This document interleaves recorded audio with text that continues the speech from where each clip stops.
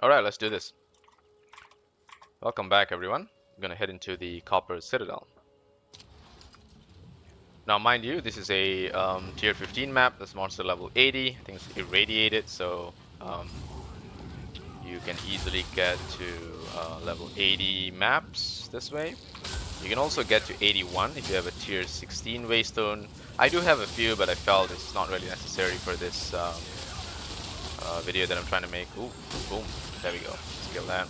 So I want to discuss my build with you guys today, and in order for me to showcase my build, I just want to go through this map a little bit so you understand how it feels when I'm playing through before you understand what happens in the background. Now understand this is pretty much an endgame build, and what that means is you do have to have quite a bit of resources in order to reach the level that I have. But I will provide to you a budget-friendly version as well as a not so budget-friendly version, just so you have your options and you can decide for yourself how far you can push the build, right? Because at the end of the day, the beauty about Path of Exile 2 is all about experimenting builds, and that's what I spent most of my time doing. Heck, I think I spend more time just switching out my builds and taking on all kinds of monsters, more so than even just hopping maps, right? So my end game is very much just me fooling around. Have you possessed it? Okay, right, cool. Oh, we got a spirit. We got another go at the spirit. Please possess that one. There we go. Boom. Nice. As you can see, these enemies are just melting, but of course I got a shrine, but that's part of the plan. The shrine is part of the game. You have to get a shrine as soon as you can. But we are not going to take that one. That one's very, very useful. We will use that when we're taking on the boss. Just so that I can explain to you how this build integrates very well with shrines. And that's because of the Atlas passives. And that's very important. A lot of people think that, oh, you know, do I need to rely on shrines just to be able to kill certain bosses? And trust me, if you can, you should, because the only thing more powerful than the build itself are these shrines. These shrines are absolutely insane. You should get them at every chance you can. And there is an Atlas passive, let me just show you here, that allows you to make sure that the areas with map bosses contain an additional shrine. So as you can tell, the map boss that I'm going to face right now has +1, 2, 3, 4, +4 difficulty. So it is a very, very powerful map boss. This is pretty much the pinnacle of endgame mapping. Of course, you can also go into tier 16 maps, as I said. I feel the difference is not that significant, but hey, you know, you can try it out for yourself, and you'll get it, right? The only thing is, like, you know, you're gonna have way more modifiers that can probably kill you. Um, but the difficulty of the boss itself should not be just determined by modifiers. I think the level of the boss is a little bit more important because modifiers are a bit random, difficult to predict. You can't entirely rely on knowing. Ooh, what the hell? That one looked kind of cool, not gonna lie. That monster had like rune markings on it. But yeah, these modifiers can be kind of random and kind of nasty at times. They can have like insane crit chances for bosses, which could definitely one-shot you.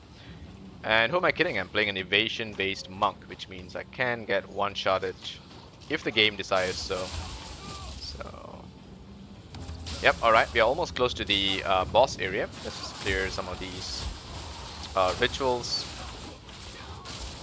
and then we can head towards the boss.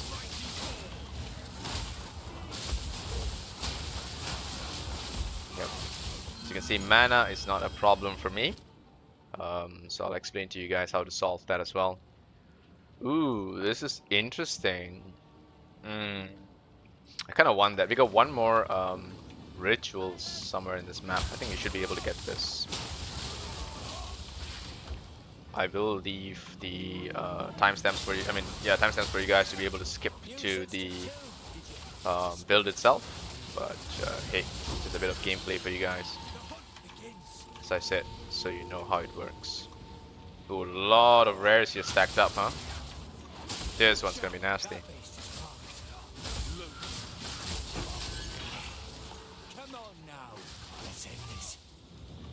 Hmm. Fact, sure, I'll take it.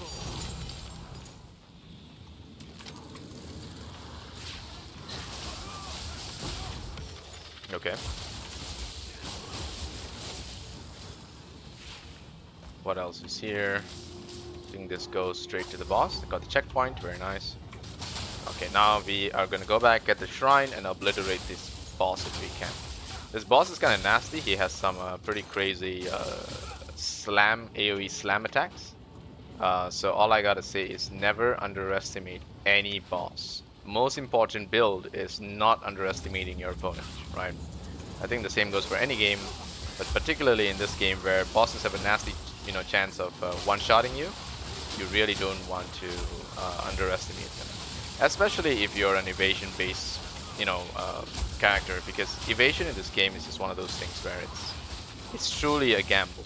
Yeah, you're already committed to just being truly in the gamble. Oh man, we can't quite get it. It's really expensive, huh? It's so close. It's 2460. We're almost there. Well, I guess we're gonna have to defer it. Let's just do that. It's deferred, right? Okay, cool. All right. Let's see. So the shrine was somewhere there, I think. Somewhere there. Oh, there it is. I see the shrine. I think we should be able to go there with the waypoint that's further south. I think that's a little faster. This checkpoint? Yeah, I think that's a little faster. So let's just do that. Let's pick this up and go this way. Back to the start. There we go. I don't know, is this faster? Well, I hope so. Okay, there we go. And let's go all the way there. Let's go for the boss. Here we go. Buff lasts for 2 minutes. Should be enough time for us to focus on this boss. Right, is that so?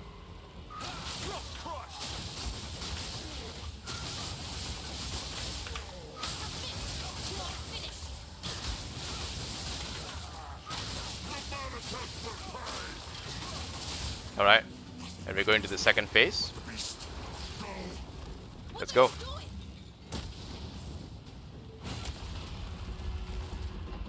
It's such a cool boss, man. The abomination, huh? Get up, get up, get up. Let's go.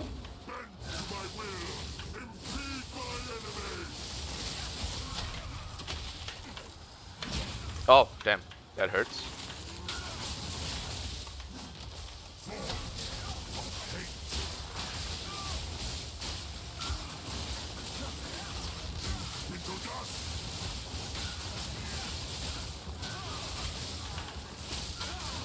There we go. The Copper Citadel.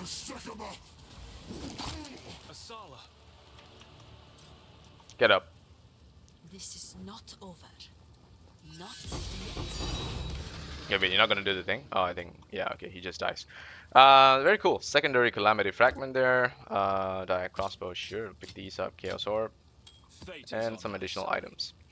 As you can see, tier 15 map pretty easy. We're able to clear this relatively well. This is the highest boss difficulty other than from a tier 16 map.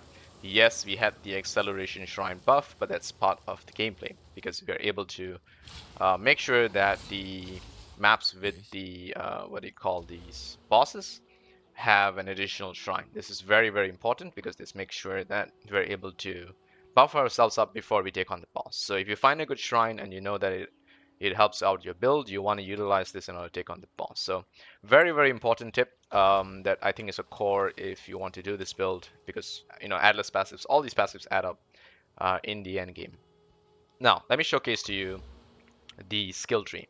Now early on in the game, you obviously want to be taking the path from skill speed through to crit damage. Attack damage sort of drops off relatively quickly in the end game. I think the moment you're doing tier 1 maps, you already should not be using attack damage. You should be going for crit damage because the beauty of the monk is that you want to focus on critical hits.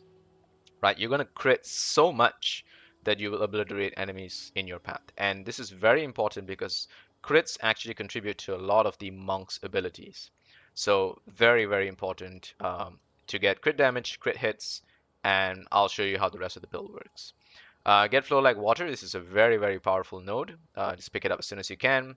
Go straight to Mindful Awareness. You can also get Step Like a Mist early on, and then you can drop it off once you've reached further nodes.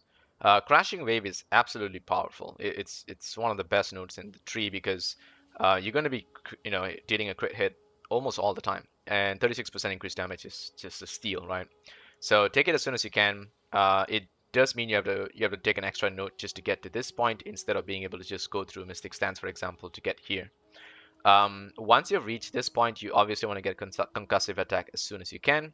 And if not, you can also go down the path and get Killer Instinct. Killer Instinct is by far a stronger node. It is the most powerful attack damage node on the Monk's passive tree because it's 40% while on full life and 60% while on low life. This is insane. You're almost always sustaining 40% because you rarely lose any life. You very much rely on energy shield. Um, and after Killer Instinct, you want to be able to go and get Resonance because you want to start working on your power charges. So why Resonance? Resonance says that Frenzy charges become power charge. So you gain power charge instead of frenzy charge. This is very important because a lot of the skills that are dex based often allow you to generate frenzy charges, but the monk actually relies on power charges. So it's kind of counterintuitive, right? But then you have resonance, which actually makes such, help things make sense. So you take resonance and you're able to do this charge regulation thing. Um, Later on in the game. So try to get this as soon as you can.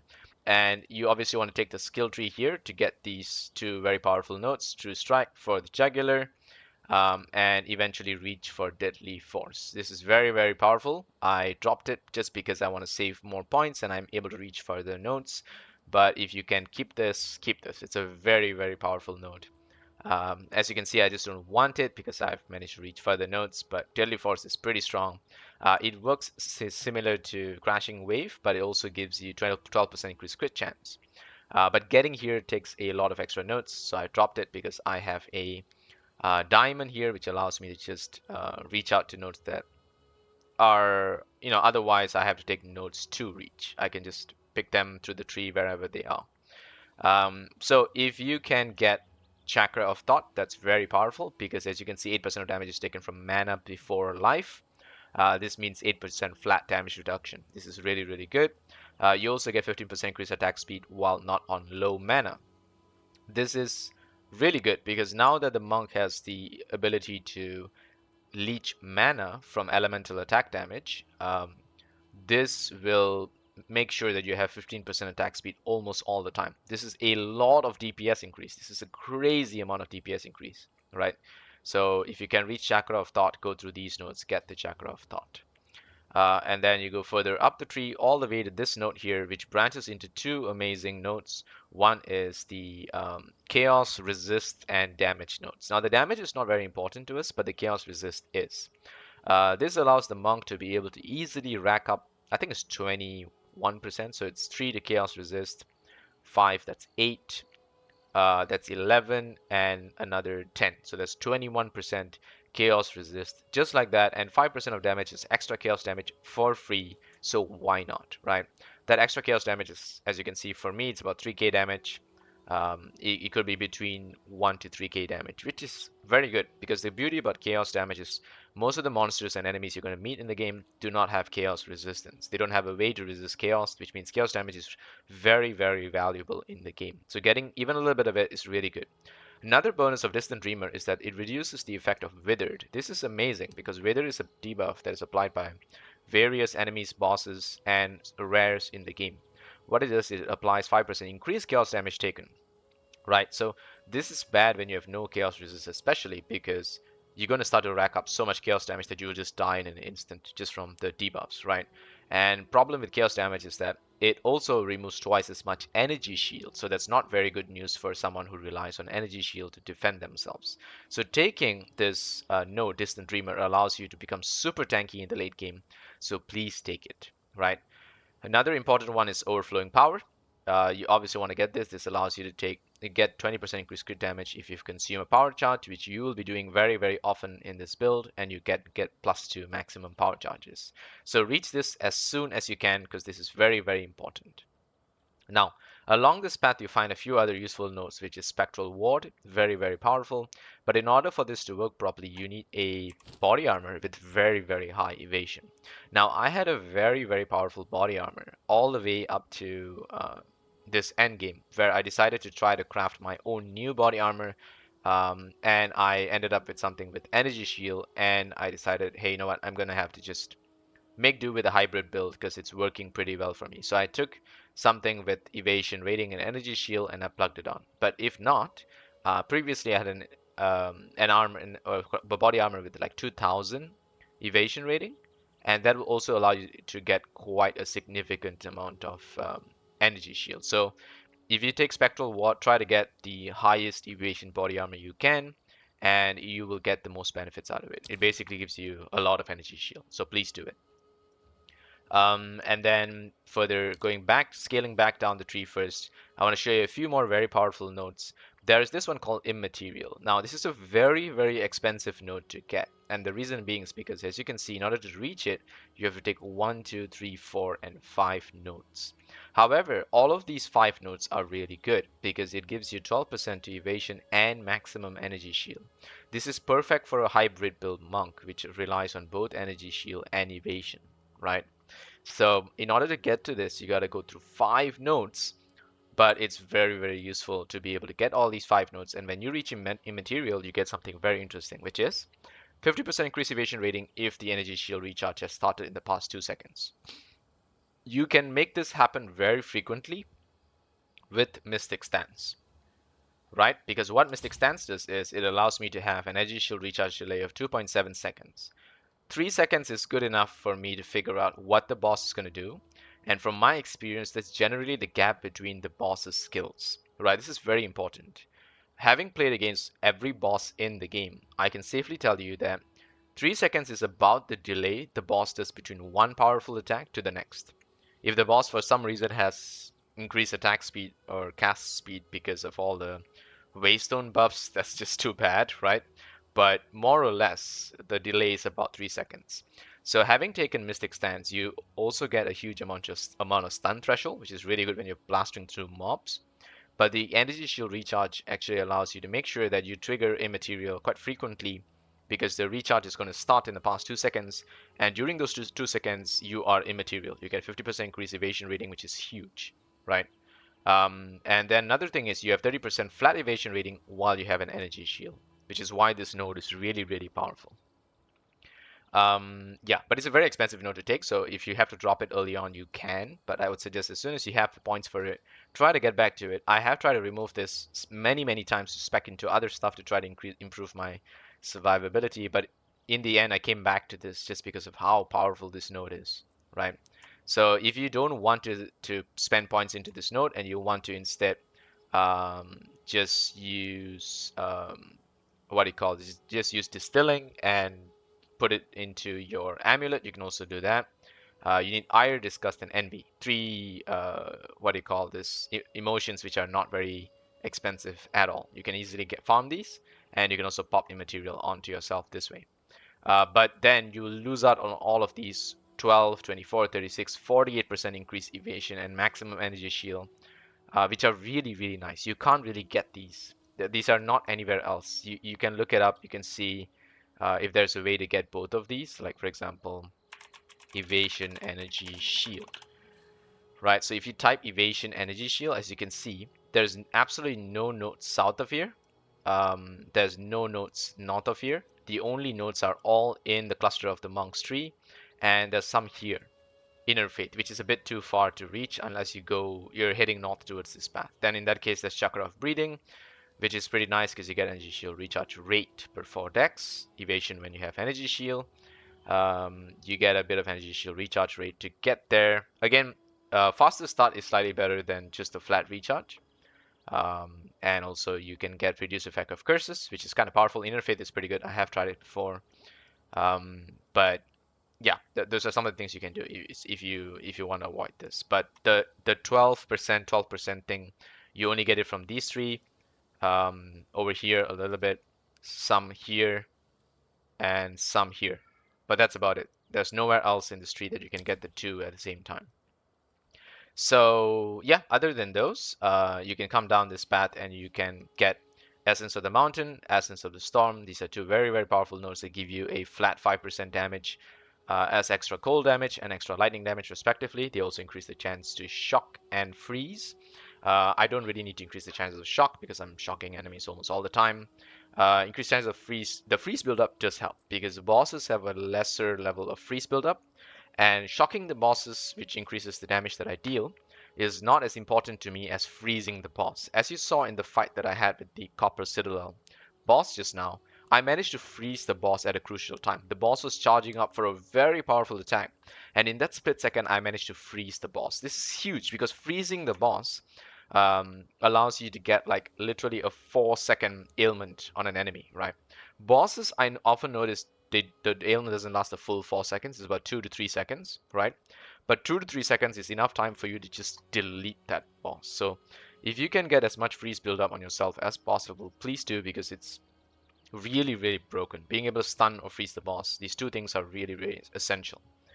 Then come down here, get this Lust for Power. This is amazing. You get increased energy shield if you've consumed Power Charge. Works very well with our build. And you get a chance to get an additional Power Charge, 10%, and an extra Power Charge to your maximum charges. There's another Power Charge node here called the Power Within.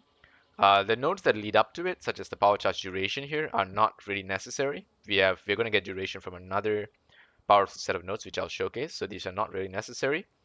But the Power Within is kind of nice because it gives you the increased crit damage bonus. But you're already getting that just from these little nodes here. So it's like, why do I need to spend so much just to get there? So you rather get this, go down here, get Blinding Strike, a very, very powerful attack node, especially all the way up to late game. The only reason I dropped out of it is because my base DPS is like 100k. When I'm racking up damage with all my buffs, I'm doing close to a million DPS. It's broken, I know. I'm doing close to a million DPS. I'm not even kidding. I see 800,000, and then obviously you don't see the crits, which you don't see the crit showing up in the DPS, right? But if you're critting very frequently, the boss is just dying so fast. I think you can see from the clip of Jamanra's death exactly how much of damage he was taking. If only we had a test dummy in this game, right? But yeah, hell. So Blinding Strike's very, very powerful node. And then go past this, there's also Agile Succession, a very strong node that you can get very early on. It's also really good because it gives you a bit of extra survivability. It gives you 30% increased evasion rating. So this is kind of cool. You can get 3% attack speed. You get this one, 20% increased evasion rating, and then another 6% and 30%. You get 50% increased evasion rating if you've hit an enemy recently, which is also almost all the time. You want to be frequently jumping enemy to enemy, taking on mobs and bosses, and that way you have very high evasion as you're doing this. I decided to not go for this because I just felt there's a better one here, which is High Alert. High Alert is a really powerful node because it gives you a flat 50% evasion rating when you're on full life and an additional 25% increased stun threshold. I felt that having Mystic Stance and High Alert is kind of overkill in terms of stun threshold. It makes me want to just not have the Stone Charm, right? So I could actually spec out of one of these, right? And ideally, if I do spec out, I might spec out of Mystic Stance because High Alert is still pretty cool. But the reason why I'm telling you it's overkill is if you just have 30% and another 25%, 55% stun threshold is nothing really special, right? Because my max life is not that high. However, there is another very powerful quarterstaff node here which will give you 30% increase defenses, which also helps you to take more, additional enemy hits and stuff like that. So this is really good, and it improves the survivability, pretty well. There are other options for you to improve your stun threshold as well. One is this one here, which is players AFK. No, I'm not. There we go. Which is this one, Chakra of Stability. If you can get into this is also pretty easily accessible. You get more than enough stun threshold to not need to take many of the other stun threshold options. This gives you increased stun recovery. You regenerate a small amount of life when you're stunned. It's nothing really special, but the +1 stun threshold per dex is absolutely insane. There's another very good note here for stun threshold, which is this one, the Great Boar. I personally think this one is better because it gives you extra life for every 4 dex and extra strength. So why this is better is because even though this one gives you increased stun recovery, the 3% of max life over 1 second is nothing really special, right? It gives you 1 stun threshold per dex. But let me show you. This one also gives you 1 life per 4 dex, right? So why it's so powerful compared to just the flat stun threshold is because stun threshold is based on half of your life, right? It's literally equal to your maximum life is equal to your maximum life. So if you have more life, that also adds to your stun threshold. So if you get the Great Boar, you pretty much solve all the stun threshold you need, right? And that's mainly if you're not going CI, which is Chaos Inoculation, which will set your life to 1. If you're going CI, there's many other ways to get your stun threshold, which is these two nodes mainly, right? Ailment and stun threshold, but I'm not going CI, so you can go into Great Boar if you really want to ramp up your stun threshold, but from my observation, having these two is sufficient for me. It also allows me to get my energy shield recharge. It also allows me to get evasion. So I rather just have these two stacked up, and that sort of solves that. Yeah. There's another very powerful node here defensively because Subterfuge Mask. This is really strong. It gives you +2 evasion per 1 item energy shield on your helmet. So this is kind of the like the other version of Spectral Ward. Spectral Ward is based on body armor. It gives you energy shield. This one is based on your helmet. It gives you evasion. So your helmet has to be an int helmet. Your body armor has to be an what do you call this? Dex body armor, right? You have to have these two, which means balancing it might also be a little bit tricky. So if you get like reduced stat requirements or whatever to equip it, that would be a nice. That's not the worst stat to roll anymore, right? Although I would recommend you not wasting too much time in getting that and just getting more stats into yourself.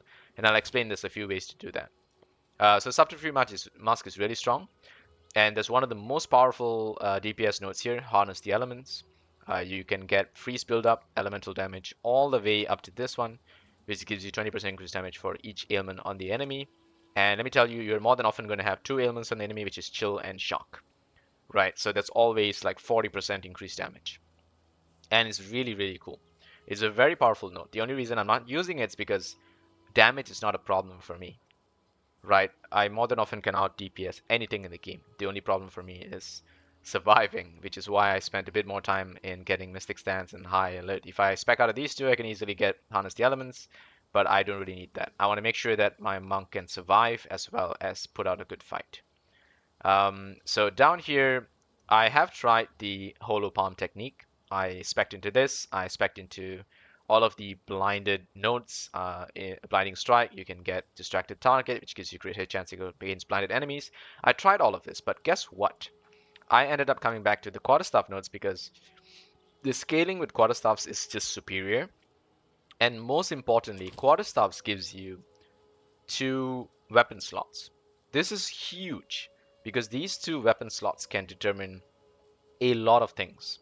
Especially in the end game, you have a lot of wonderful runes. Like I have Soul Cores, I have Sakawal's Rune of the Sky. These things I can easily obtain in the end game, and you ideally will have at least 2 slots. I got lucky, I corrupted, and I got third one. I decided, hey, this is it. I won the game, right? So, so I obviously had to use this quarterstaff. So I spec'd out a follow palm technique, went into quarterstaff nodes, and the DPS is just insane. It's absolutely broken. So hollow palm technique is probably great all the way up to the end game, but when you're in the end game, you want to go back into quarterstaff because the nodes the quarterstaff gives you is super powerful, right? You obviously want to get this one as soon as you can, which is the increased accuracy rating. Not important for a monk because your dex focus. Dex gives you accuracy rating, but having this basically just is like forget about accuracy forever kind of thing, right? But more importantly, you get crit damage bonus and you get 25 to dex. This is huge because we scale a lot of our skills based off dex, and crit damage bonus, sure, why not? Take the additional crit damage bonuses over the crit hit chance because we already have enough crit hit chance, and then go all the way down to 1 with the storm. This is very powerful because this means whenever you consume a power charge, it counts as though you're consuming an additional power charge. So for example, if I use charge staff, whenever I have one charge, when I consume the charge, it counts as though I'm consuming two. And when I have my maximum 6 charges, it counts as though I'm consuming 7. This is very important for our build because we're going to be doing Falling Thunder, which can delete literally anything in the game, right? You can really rack it up and do it, or you can just do it subpar like what I did against Jamandra because I just want to show you, hey, if I'm just casually playing, this is what it looks like. But you can really rack it up and focus on it, wait for the boss to be like almost at the right timing window to hit this button and it deletes anything as well. That's also doable. But one with the Storm is really powerful, so go for it. There's also some really cool nodes here called Throat Seeker, which reduce your crit hit chance a little bit to give you a lot of damage, crit damage bonus. I personally feel that this is not as good as this one because crit hit chance is just better than crit damage. The reason being is because 20% reduced to crit damage is just 20% reduced damage. That's not a big deal.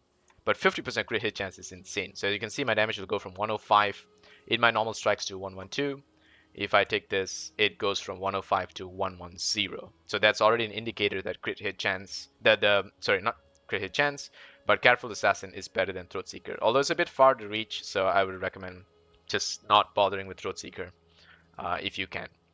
And as you go further down, let me settle the quarterstaff stuff as well. Up here, there's Whirling Assault, which is increased attack speed, so why not? And you get a little bit of knockback when you crit hit with the quarterstaff. This is pretty cool, especially when you are still running the bell. And why this is good with the bell is because if you guys have read the bell's um, what do you call this abilities clearly, it says here that, let me pin this, there we go. So it says here that hits which would have caused knockback increase the area effect of the shockwaves. So this is kind of cool because it actually allows your additional knockback hit, to instead allow the AoE of the bell to increase. So super cool. It works very well with the bell. And also it allows you to make sure your enemies don't swarm you, right? So when you're blasting through enemies, as you're critting them, you do not get swarmed. And when you don't get swarmed, you don't get stunned. You don't get mini stunned, you don't get stunned, you basically don't get interrupted. So Whirling Assault is really, really cool. Take them, ignore these two nodes. These are good for a physical monk, knockback and stun. But because we are elemental, we want to get daze and freeze build up. And daze is going to be essential to our build. Let me show you why as well. So daze and freeze is very, very cool, very important. Take the two daze nodes and freeze nodes all the way to here. This gives you 10% increased chance to daze. So you have 10, another 10 here. You have another 5 here. And there'll be more nodes that I'll show you as well. But all in all, I'm racking up, I think it's about 50%. 50% chance to daze. This is very important. All right. So first of all, what does daze do? Daze allows you to increase the stun buildup on enemies, right? Not very important because we're not doing enough physical damage to cause the stun. We are doing freeze more than often. But we do have very powerful skills that can interact with daze that I will show you. And in addition to increasing the daze chance, you also increase the freeze buildup, which is great because we can freeze our bosses now. 30% is huge. You also increase the stun buildup. We don't need it, but it's nice to have. And you also increase the defenses. This is quite a powerful note. It doesn't quite tell you, as you can see, no skills affected. But 30% increased defenses increases your armor, evasion, and energy shield. Works really well to just give you a flat 30% boost to all of the 3 defenses mentioned. Go down here further, and then you come to these amazing nodes here that have the combo nodes, Chakra of Impact, Chakra of Rhythm. Now, both of these are very good. You can actually go this way to increase your chance of building additional combos, get the Chakra of Rhythm, and that way you can fit combos into your build, especially the Falling Thunder, which you can rack up damage as you get more combos into it. And you can also use those combo supports for any other skill to rack up more and more damage, such as the Hand of Chayula, and I think even the bell, you can also do it with the bell, but ideally it's like skills that do one shot. You can also do it with the dash ability. What is that called? Flicker Strike. Flicker Strike also works pretty well with this, but I do have some doubts about whether Flicker Strike consumes the combo only on the first hit or in all the strike hits. I have a feeling it's only the first hit. I could be wrong. Maybe the entire strike increases in damage. But I have not seen I don't feel a significant increase in damage when I do it on Flicker Strike compared to Falling Thunder, so I stuck to Falling Thunder. And there's also a lot of amazing supports that work on Falling Thunder now, so I'll get into these supports in a bit. But yeah, you can get Chakra of Rhythm. Another very powerful one is Chakra of Impact. This one for me is just better because you get a flat 20% increased attack damage. You have some increased attack damage nodes as you get to it. Um, Ignore some of these buffs given by my rune here, the time lost emerald, because it's giving like increased damage to quarterstaffs, poison on hit, chance for attack. So you're seeing some of those in some of these nodes here. Just ignore those. Basically, what this gives is just increased attack damage, and this one gives you 20% increased attack damage, and skills deal 8% increased damage per combo, consumed up to 40. So this means as soon as you hit 5 combo, you're already maximizing your chakra of impact, right? It's just up to 40% increase. But you can still increase the damage done by the combo by just using the combo support gem, which just increases damage, right? So this allows you to build additional combo to rack up the damage even further. I don't need this, as I said, damage is not a problem for me, but you can continue to take these. Now, after you come here, you get another jewel slot. You can come down here to some very powerful nodes across here. All of these nodes are absolutely amazing. I'm so glad they're close to each other. But here are some of the best damage nodes in the game. You go through the crit damage here, you get Heartbreaking. Now, Heartbreaking is amazing because if you look at this one here, for the Jugular, it's 25% crit damage, 10 to intelligence. This one just literally gives you the same thing, 25% crit damage, but 10 strength, right? So take this, go all the way up here. You do not need Heart Stopping. Heart Stopping gives you 15% crit chance, whereas True Strike gives you 20% crit chance. So True Strike is just better than Heart Stopping. If you take that, you don't really need this. Yeah, I think I have enough crit chance. What is it like now? 28%. The 30% is already more than enough, which means I'm critting every 3 hits.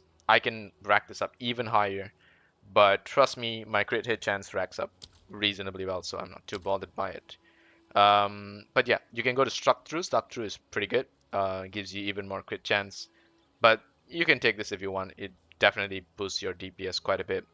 Go towards the west side here. Take this one, Enhance Reflexes, which is you gain deflection rating equal to 5% of your evasion rating and 8% dexterity, which is huge because all of our stats scale according to dex. So get it. Go down here to Bestial Skin. Gives you 100% increased evasion from your body armor. So as I said, if you have a very high evasion body armor, you can fully utilize Bestial Skin. Very cool.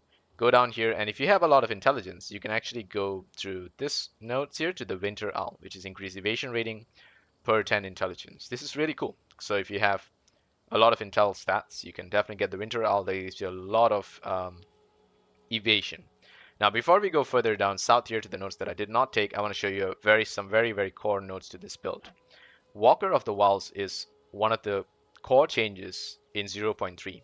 Previously, there was a note called Acrobatics, which I was actually running. It made sure that evasions avoid all hits, but at a penalty of 70% evasion. I ran that because it was amazing because I could actually dodge slams, AoE slam attacks. And I think it broke the game, and JGG realized it's way too powerful of a node because they could not stop people from racking up high enough evasion. And I think I was running about 50% evasion, which is more than enough for me to even dodge AoE slam attacks from like the Arbiter. Even the Arbiter couldn't hit me, and that was kind of crazy. But they removed that node now, and so I got to rely on deflection, which just is not very reliable, and I'll talk about that in a bit. But instead, they gave a very good note, so I appreciate it. Walker of the Wilds is amazing. Mana Leech now allows you to recover based on elemental damage instead of physical damage. So this is huge because Leech in this game works only based on physical damage. That includes life and Mana Leech, right? So having Walker of the Wilds allows you to leech based off your elemental damage. So as you can see here, main hand Mana Leech now, it counts fire, lightning, and cold and gives me the leech. This is huge because that's the way we are sustaining our mana. And that's very important because when we are at max mana, we get the benefits of Chakra of Thought. And also there's a few other boosts that I'll show you in the support gems that you can get from having a very high mana, but you solve all the mana problem. As you can see, I do not have any other nodes I don't need mental toughness, which increases mana regeneration, reduces mana cost efficiency, as it increases mana cost efficiency. I don't need this. I don't need conservative casting.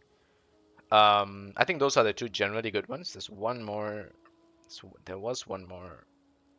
Uh, yeah, okay. I mean, those are, I think, generally good ones, right? But I don't need those, and that's because of this one, Walker of the Wild. But in order for this to work, you need to have some form of mana leech in your build. So if you have weapon slots, you can easily fit a mana leech rune into one of those. But if you can roll it on an item, that's just even better. So that way you just automate it. But problem is if you lose that item, like if you want to switch out that item, you gotta probably sacrifice something. So that's one problem. There's also a very powerful support gem that allows you to have it on your main attack. Um, Mana leech. This one, 8% of physical attack damage from supported skills as mana. This is very powerful. 8% like it's like a tier 1 roll on an item. So it's very powerful, but you lose a support gem slot from your attack skill. So it's a huge trade-off. But I think early on in the game it's really important because if you can just get that in and get Walker of the Wilds, mana problem solved. And mana problem solved means you're doing 100% DPS. If you have mana problems, you lose out on DPS because you're starting to think about mana problems. So just get that solved. Another important thing here for our build is days. As I said, with 50% days, you also need to take some of these notes here, which gives you 5% increased chance to days. You know what? Let me just remove this gem here so you can see what happens if I don't have that.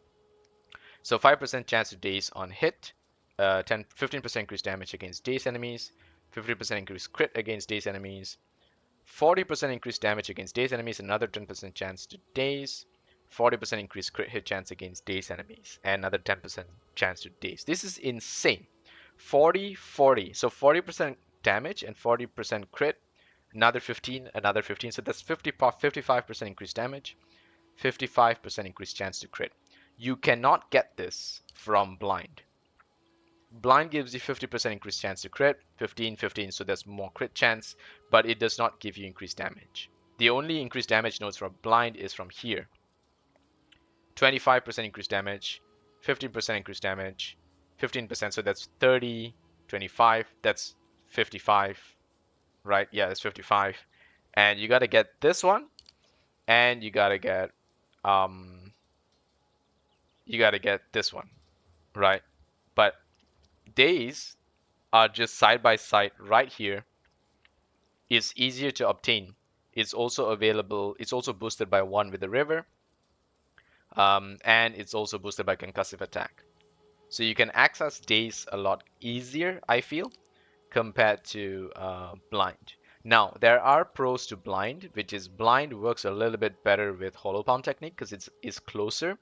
So you can save some nodes by accessing this tree with hollow palm technique, but you gotta reach out beyond high alert to get to disorientation, which is doable, right? And blind also improves your survivability a little bit because let's see, blinding reduces the enemy's accuracy and evasion rating. So the enemy misses attacks more often, which means you get like an evasion boost against enemies that are blinded. So that's kind of cool. But I decided to just go all in on days because it's a little bit more accessible for me. I save more nodes from needing to reach blind because it's just right here. I'm going to get this anyway. I'm going to walk out of the wilds no matter what. Right? So it's just another 1, 2, 3, 4, 5 nodes and I've solved the problem. Instead, I need to go 1, 2, 3, 4, 5, 6, 7, 8, 9, 10. That's extra 5 nodes to get the same result, which I've already solved with days. So days is just superior. As I said, it's also in one with the river, so you can rack up days a lot easier and pretty much you're dazing enemies almost all the time, which increases stun buildup, which you don't need to be worried about too much. More importantly, you are just taking advantage of the damage and the crit hit chance, right? So this is very, very important. Take these notes and all the way at the end game, if you can, go for the Fable stack. And that's part of our build as well because we will be using charge regulation. And the beauty of charge regulation is that it requires you to have A, power, and endurance and a frenzy charge. So you just need one of each to have this thing active. It gives you 26 more crit hit chance, 20% more defenses, and 15% more skill speed, which just improves your character overall. 26% more crit chance and 15% more skill speed is insane. That just gives you like a 40% DPS boost, maybe 50% DPS boost, right? And 20% more defenses, why not? You get extra evasion, extra energy shield that allows you to survive a bit better. Not very reliable defensively, of course, but offensively, you don't really mind. You have time to rack up your damage, so charge regulation is great. And charge regulation works very well with the Fable stack because it increases your duration of the charges. And skills have a 10% chance to not remove charges but still count as consuming them. This works with charge regulation. So as you can see, consumes one of each charge every 12.4 seconds. 10% chance that doesn't happen. This 10% also stacks up with your perpetual charge. It occurs independently, so it's not like a 35%, it's 25 and 10. So I think it's like, like it's diminishingly maybe 30%, right? It also works with Falling Thunder. So these two things, perpetual charge combined with the Fable stack, and with charge regulation, you're really supercharged in the way you're doing dishing out damage here. There are also some amazing nodes south here, which is the Coming Calamity. You can do this early on in the game when you're running Herald of Ice and Thunder. I removed this because they have actually nerfed this. It was 50% increased damage. They nerfed it to 40%. And Herald of Thunder just wasn't doing enough for me. Early on in 0.1, I believe, um, the heralds can trigger off each other, and that created chain explosions. So the Herald of Ice can trigger Herald of Thunder, Herald of Thunder can trigger Herald of Ice, and that was creating a lot of chain explosions in the game. They nerfed this, realizing how powerful it was, and that's fair. And they also nerfed Coming Calamity, and so I was like, okay, so all I'm getting is a 40% increase damage from cold and lightning, but I can just get a flat 40% increased damage from something like Stupefy. So I don't need this, right? And so I spec'd out of it. Of course, you get another 12% increased damage here and here, but it's not as powerful as, um, just like more attack damage notes, right? Those are just better. There's also some cool notes if you have reached this point, which is you can get Train Deflection, which allows you to increase your deflection chance to deflect an additional 6% of damage, so 6% flat damage mitigation. But I do have a serious problem with deflection, and I'll explain that in a bit. You also have another cool note here, which is to increase your max lightning resist and another 10% lightning resist. You can do this if you want, if you really want to just have more lightning resist in your build. I don't really need it because my items are doing well. But if you really want it, you can. You also get some lightning damage along the way, so why not? And as you go south of here, as I said, Great Boar is a really good skill node here. You can take that. And you go further south here, you can get the Wildcat, which gives you more deflection, more evasion rating while moving. 40% is pretty awesome, and you are moving almost all the time. So you can get the Wildcat. You can go this way, and you can obtain Maiming Strike. Very, very powerful. As you can see, 25% attack damage and chance to maim, which you can trigger almost all the time. And you can also get these two if you want to run a shock build. But I generally don't need these. More importantly is you're 2 nodes away from getting another jewel socket. So if you have come this way and you're taking the Wildcat, you can take Maiming Strike and you can get this jewel socket here, very powerful. You can also get a very interesting defensive node, which is Catalyst. Reason being is because we don't have much armor, and if we end up not evading a physical damage hit, you are going to take quite a bit of damage, especially from mini. This is mostly for mobs, not so much for bosses. Bosses will one-shot you anyway, so don't bother against bosses, but against mobs who are just hitting you with a lot of physical damage, this allows you to split that damage into random element damage. And this is really cool because that's only fire, cold, or lightning. It's not chaos. So if you're maxed out on fire, cold, and lightning resist, it's equivalent to having 75% armor resist, but on any one of these three, right? So if let's say I'm capped out of fire, and I take physical damage, 5% of that goes into fire. So you can say that I'm only taking just 95% damage, right? Maybe 96% because it's not 100% reduction. So it's another 5% flat reduction, but only for physical damage. So very, very important. But you get a 20% increase in elemental damage with attacks, which is nice. I would say it's not a very powerful node, but it's just an option that you have. Also, there's another one. You can get proficiency if you need more stats. Over here, you can go down here to get Falcon Technique. That's another good option. So these are generally the good nodes that you can focus on. Now let me get back to the setup and the build. So before I go into my items, which as I said, I'll make it rather optional for you. You don't really need to rely on these items. More important is that you understand the nodes, the skills that you have available to you. And then let me show you what you can do here with the gems. So the core of our build is Ice Strike. We are an Ice Monk. We do have a lot of lightning in our build. So you can say that we're pretty balanced in terms of the damage that we're doing for lightning and ice. Let me show you why that is. Wait, why did my DPS just drop? Did I do something? For some reason my DPS just dropped. I don't know. Did we like touch something? Oh yeah, because of this shield socket. Never mind. Let's pop that back in. There we go. It's a bit buggy sometimes. You gotta take it out and put it back in. Anyway, the core of our build is Ice Strike. So as you can see with Ice Strike, I'm dealing about 6k cold damage. I'm actually dealing more lightning damage. This is unlikely unless you have the exact same setup as me. You likely will be dealing about 3 to 4k lightning damage, which is about half or more of your cold damage. But do not use the supports that lower lightning or lower any other damage. Don't sacrifice any elemental damage in your build. And as an example, let me show you cold damage. So where is it? There we go. Like these attunement supports are the biggest offenders. So what they do is that they give you an extra damage of a specific type, but they reduce 50% damage of the other elemental types. You don't want to do this on the monk because you really want to have as much elemental DPS as you can, regardless of the type of element it is, right?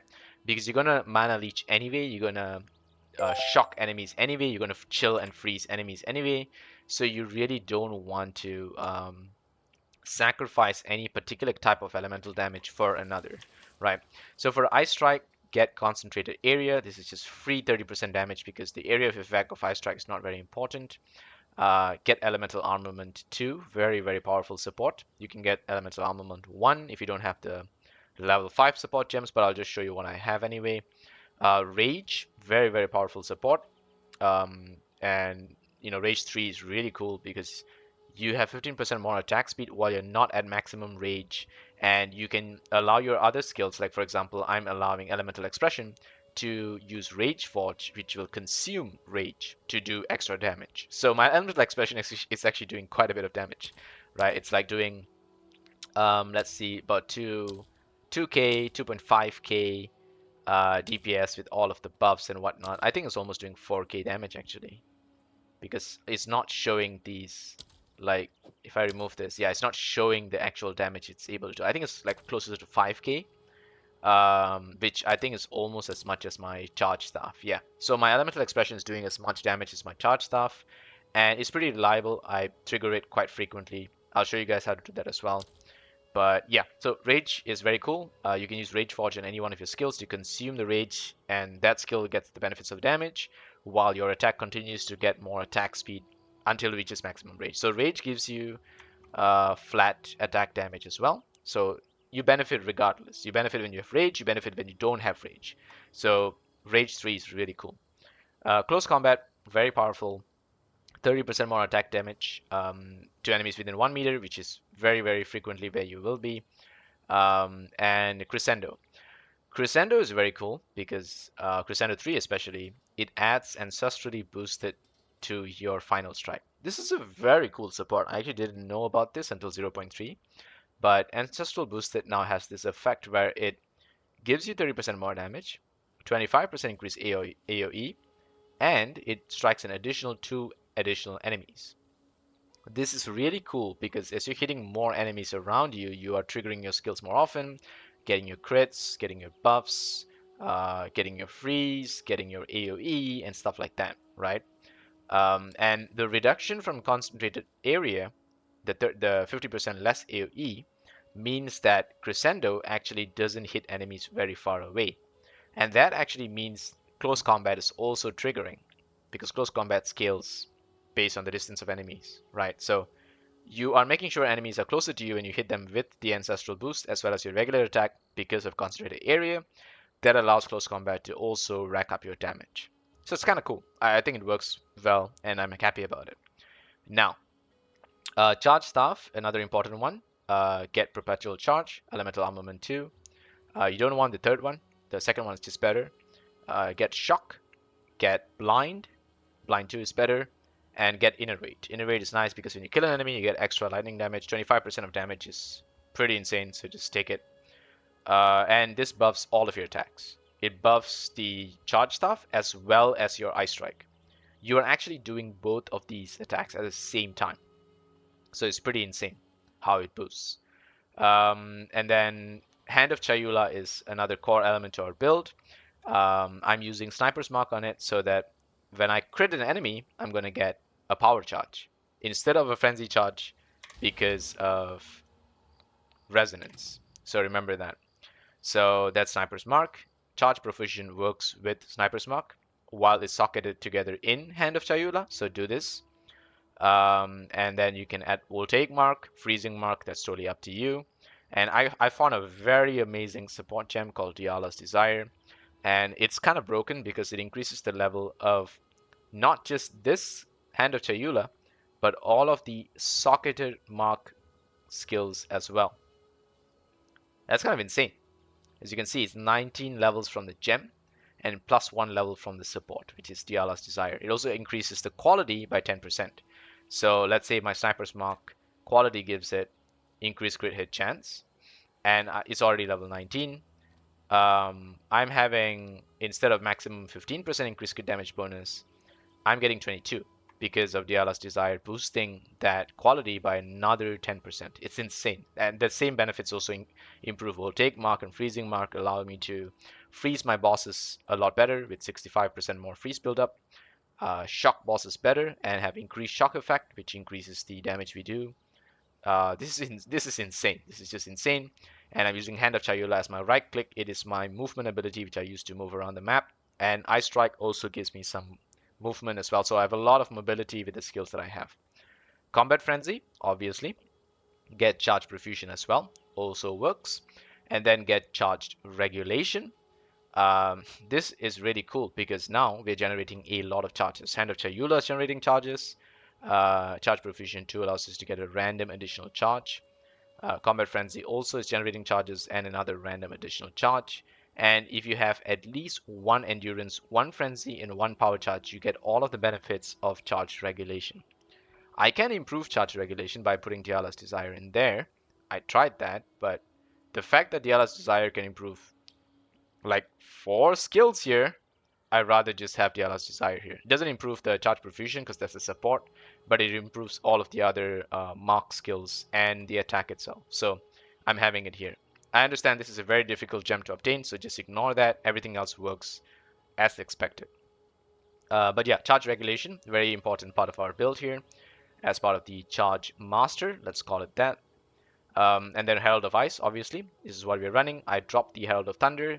If you don't want to run Charge Regulation, you can use Herald of Thunder.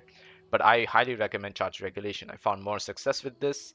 And Herald of Thunder just doesn't do enough. Especially against bosses, the Heralds are not going to work anyway.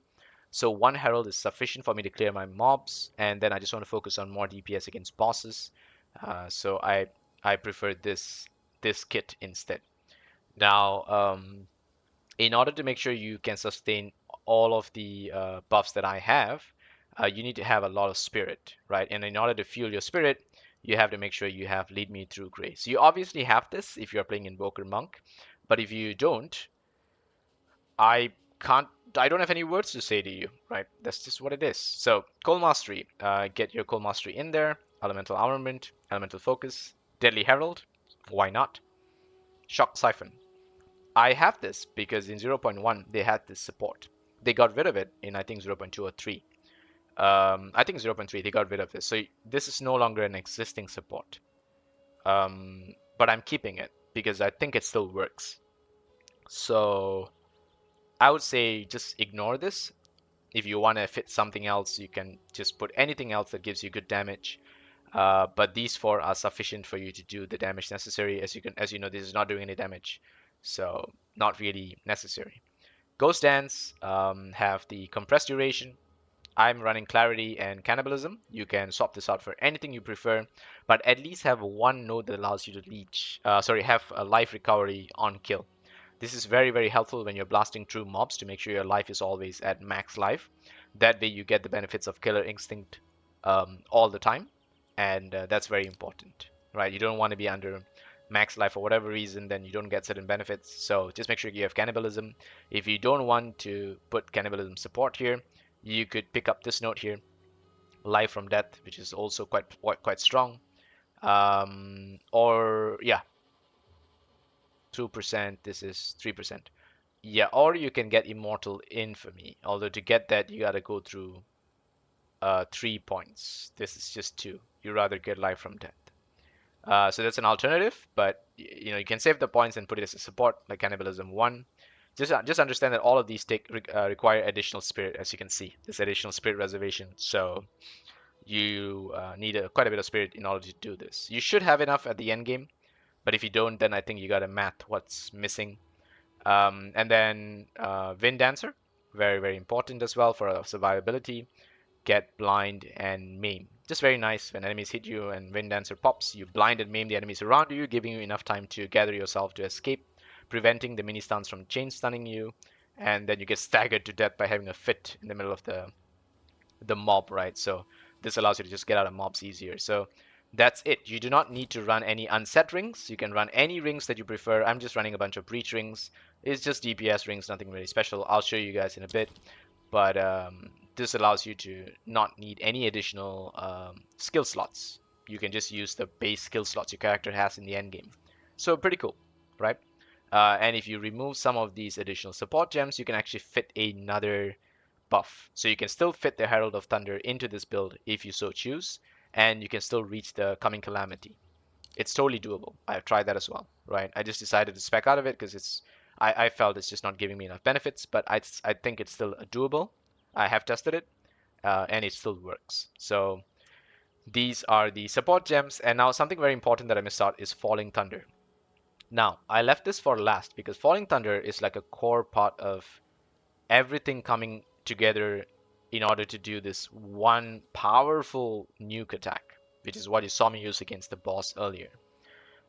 So how Falling Thunder works is Perpetual Charge as expected, Elemental Armament, because why not? Now, a very important note is Ambrosia. Ambrosia is a very interesting support. I actually didn't look into this much, but then I was thinking, what if I just wanted to increase lightning damage? And I typed lightning damage in my supports and I found Ambrosia.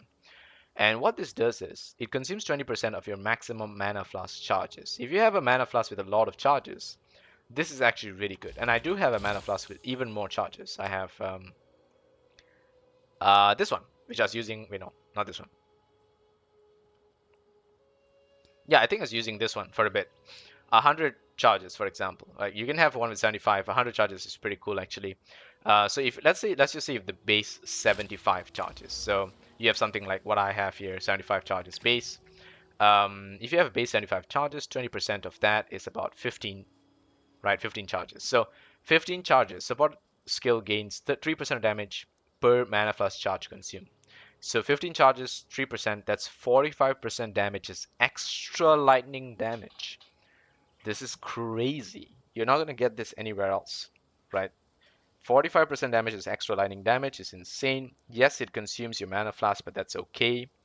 Um, and you can use culmination here, which is very important to go with our combo setup. So culmination works well with both chakra of impact and chakra of rhythm. Chakra of rhythm is really good, by the way, because you can build up combo crazy fast. So what happens here is that you get 3% more damage per combo. You can rack up like 10 combo really quickly, like in like 2 seconds, right? And that's like 30% more damage.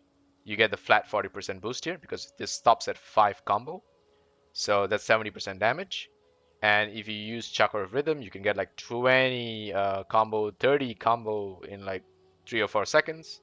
And that allows you to just do like 100% more damage. Let's just say that, right?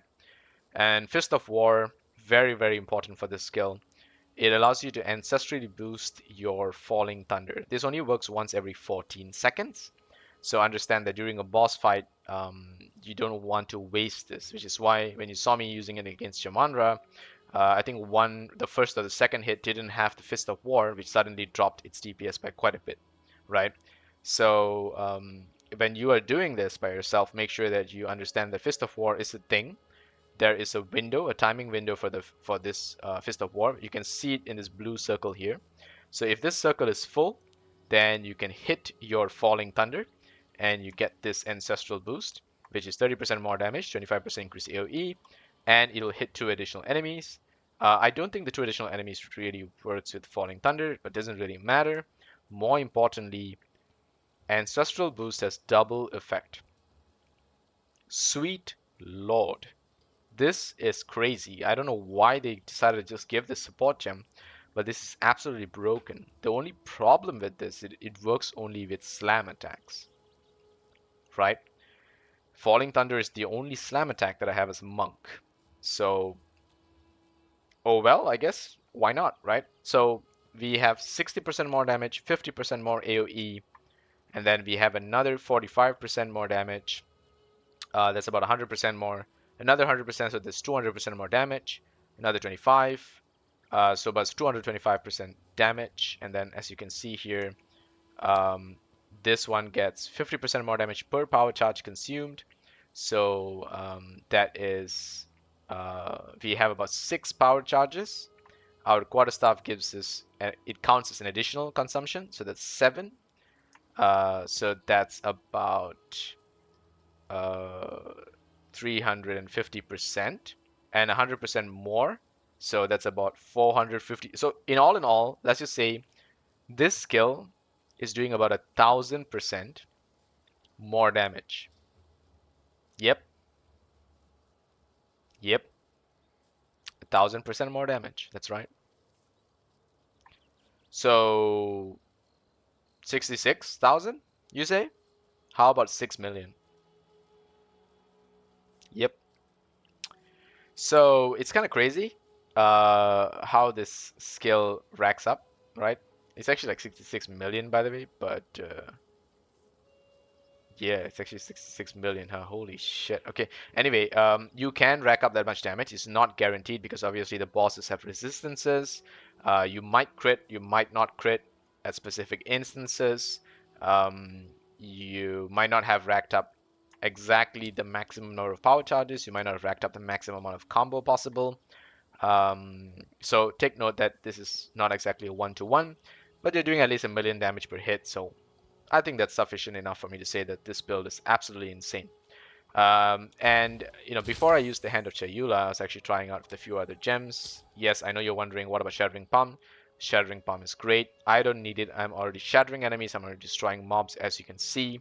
Flicker Strike also great, but I don't need it because I'm doing enough damage. Mantra of Destruction also great. You can use this. So all of these stuff I have here pocketed in my level 20, including the Temper Spell, all of these have really helped me all the way to the end game, but I no longer need them. I've outgrown them because the skills that I have are already doing what I need them to do, right? And more importantly, Hand of Chayula with all of these socketed gems, the charge regulation allows me to kill bosses a lot better because mobs are not difficult at all for me.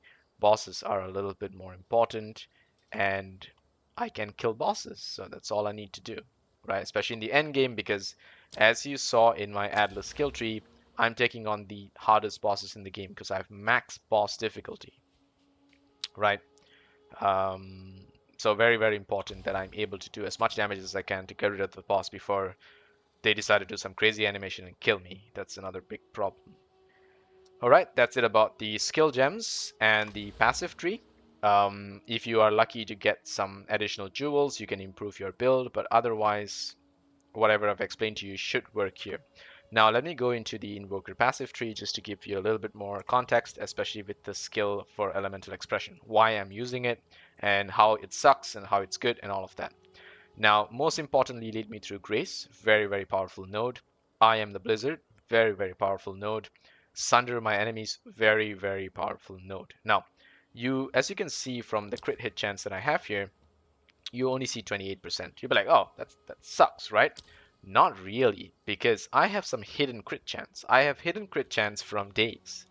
I have an additional 40% crit hit chance against dazed enemies, something you do not see counted by the stats here. You don't see it being counted, right? So I'm actually critting really frequently. And what this does is it allows me to make sure Sunder My Enemies is almost always triggering. Now, you do not need Pierce in your build. I know there's a lot of nodes that are tempting to take for Pierce of Cold and Lightning. Sorry, Penetration. Penetration. There we go. Penetrate. Penetra. Okay. So there's a lot of penetration nodes here, as you can see, for lightning, for cold, and all of this, right? But problem with penetration, as you can see, it says that um, penetration can only be down to a minimum of 0 by default. So no matter what, you can't negatively penetrate your enemy's resistance. It just stops at 0, right? So having Sunder My Enemies and your crit hit already ignore the non-negative elemental resistances means you're already penetrating the enemy by 100% as long as you crit. So instead of adding penetration into your build, just add more crit and Sunder My Enemies will take care of the rest. You do not need any additional way to penetrate enemy resistances. So very, very important, very important, very important. Now, I have experimented with Protect Me from Harm in the past. Very powerful node. I no longer need it. I think I'm sufficiently tanky, so I dropped out of this. Um, and then you have Unbound Avatar, very powerful node. You can also get I Am the Thunder if you wish, just to increase the chance of shocking. I don't really need this. I feel like charge staff with the 100% chance to shock. I'm already shocking the enemies that come across. And the shock round doesn't really help much. The 10% extra lightning damage I don't really need. I have enough damage. But it's a good note. You can take it.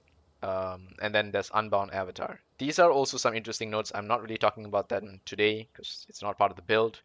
But you can use I Am the Thunder as part of your build. That works fine. Unbound Avatar.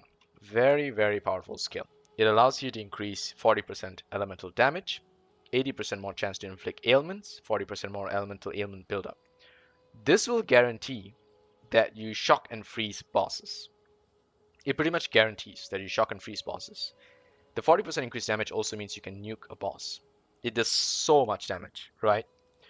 Um, but here's the thing. I'm already able to do this with Freezing Mark and Voltaic Mark. Voltaic Mark increases my shock effect, right? So what that means is the magnitude of the shock that I'm doing increases. Shock gives you 20% increased damage. The magnitude is increased to the point where I think I'm increasing the damage by 40%, which is about what Unbound Avatar gives you only when you activate it. You see? Another thing is 80% chance to inflict elemental ailments. Well, I have 35% more freeze buildup, right? Already set there, and another 30% there. So that's 65% more freeze buildup. It's just flat. So I don't really need the 80% more. I have the flat 60%. And I can trigger this as at will whenever I want. And with all of the other freeze buildup nodes like one with the river and whatnot, I am freezing enemies, even the bosses, without Unbound Avatar. So the elemental damage from Unbound Avatar and the freeze, I don't really need. Instead, I decided, let's do something fun when I went into Elemental Expression.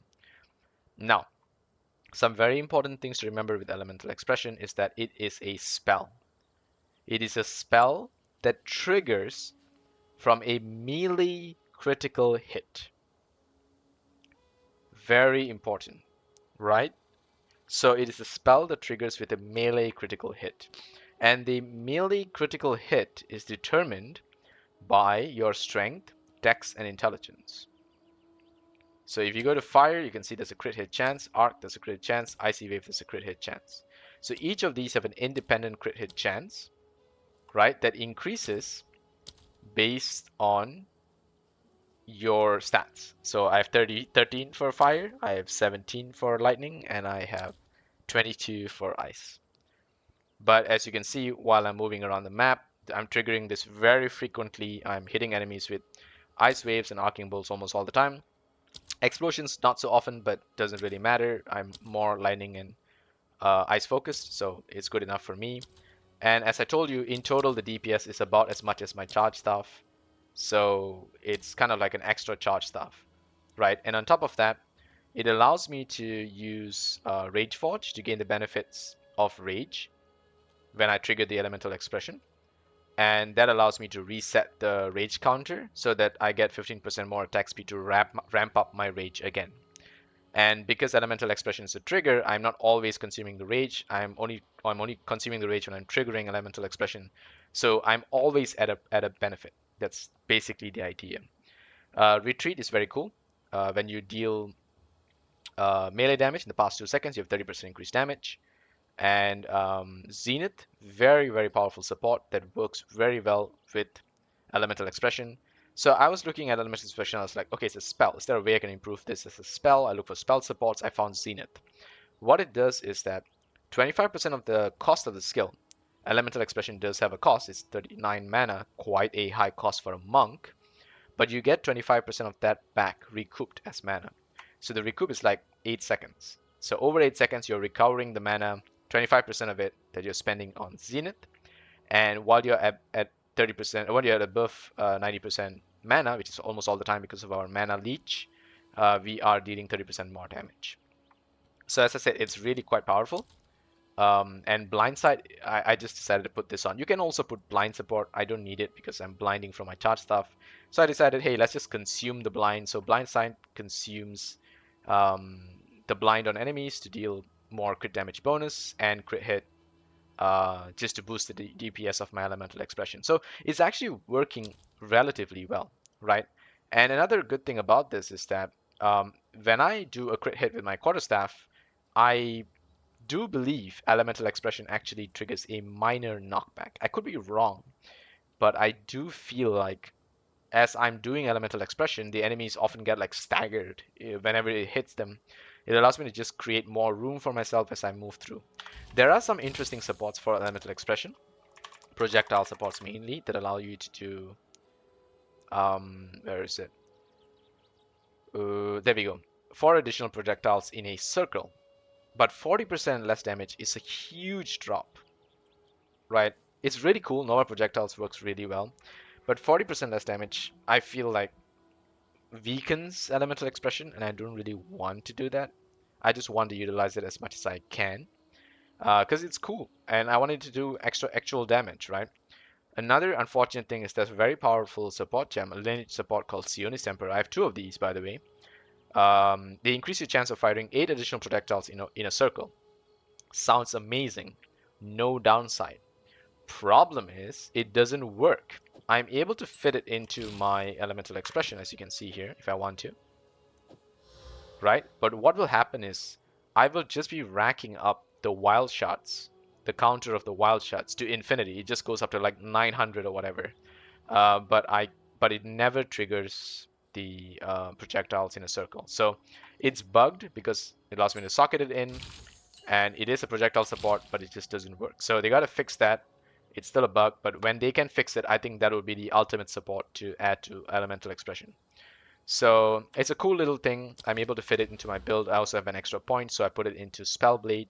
Spellblade is actually kind of strong. I actually didn't think about this, but if I look for like spell damage, there are not many skills that are close to us that allows us to rack up like as much damage as 32%. It's actually kind of crazy, you know.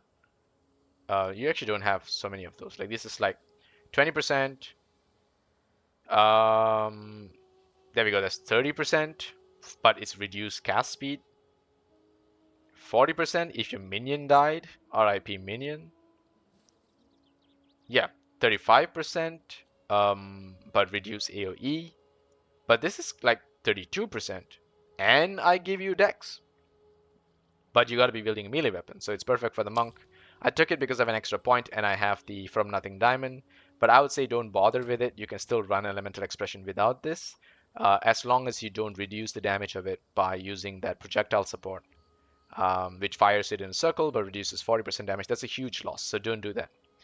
Now, these are the core important bits for the build. Daze, crit, spirit, falling thunder, ancestral supports, as you can see, and charge regulation, hand of Chayula, combat frenzy.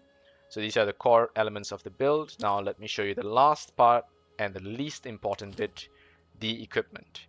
The equipment can be really mix and match. I've managed this build without much equipment. Trust me, I only ended up with this very recently, particularly the Astromantis. Very, very expensive. I took the entire dump of the divine orbs that I had and dumped it into this, and I got a very, very powerful Astromantis. It gives me a significant boost to DPS. As you can see, if I remove that, oh shit, okay, the stats are just not present. Yeah, I don't have much stats on my character, which is why having the Astromantis actually is kind of huge because it allows me to really rack up stats into my build. But otherwise, you should have a good amount of stats. I used to have like proficiency, to get more tags. And then a lot of my items had stats in them, especially the rings. I used to have a lot of stats in my rings. And then what happened is I ended up losing some of those stats in favor of just other bonuses, such as having the leech physical attack damages mana on my ring. So as I sacrificed more stats for other items, other buffs and whatnot, I decided I need to find a way to get a lot of stats into my build, and the Astromantis was the ultimate goal there. And I decided, you know what, I'm going to save Divine Orbs to get the Astromantis so I can switch out my gears from the ones that gave me a lot of attributes to ones that just give me better bonuses. And I think I still have my What's old new? quarterstaff here. No? Someone already bought it, I think. Okay, let me see here. Okay, I think someone already bought my older quarterstaff, but it had a lot of good, it had like dex and int attributes inside it, like 20, 30 dex or whatever. So that's actually kind of cool because they carried me all the way to the late game. But then I found a better quarterstaff. I crafted this and I decided, okay, now I just need stats. And so I went into the Astromantis.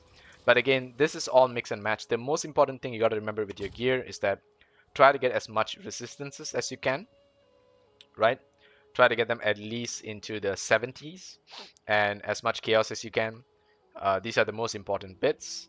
Other than that, just get the highest physical damage stuff that you can. If you get lightning or cold damage on it, that's just an added bonus. Get as much crit damage, crit hit chance as you can. Attack speed, these are the most important rolls that you need to get. As you can see, tier wise, these tiers kind of suck. They're not that high tier. You can easily get something that's much higher tier than this. Although for me, this is working fine. So I crafted this. It's my baby. I'm going to keep it. But you can probably get something that's better out there. And addition to that, you want the highest energy shield helmet, the highest evasion armor, boots. Most important is have some movement speed in it, and resistances if you can. Same goes for the belt as well. Get as much resistances as you can on your belt if necessary. I have the Ingenuity belt, which is boosting my breach rings. So this is super duper endgame. You can do this if you would like. And I have the Furtive wraps. I highly recommend these gloves. These are not very expensive. Let's see. Furtive wraps. No, Hand of Wisdom and Action. There we go. Yeah, as you can see, it's not very expensive. Like 1 to 4 divine, you can easily get these if you want to. I had one with one socket, and then I managed to get one with two sockets, so I swapped it out. But get this, this is really cool. It scales very well with the dex and int, so whenever you have more attributes, you benefit from it. Just get a flask with as much life as you can, and then get a flask with as much mana as you can. I have Melting Maelstrom. You don't need this for the build. I think against the boss earlier, I didn't even use this. I just killed the boss anyway. And charms, I highly recommend you guys get the Chaos Resist charm, the Cannot Be Stunned charm, and Cannot Be Frozen charm. These are the most important charms. If you have as much stun threshold as me, you might not need the Stone charm. Although I am just keeping it because stun threshold is one thing, but getting stunned is another. So you rather just not be able to be stunned at all, and you can unspec out of the stun threshold notes if you want to. And that's the reason why I didn't go for the Great Bore or even Chakra Stability, right?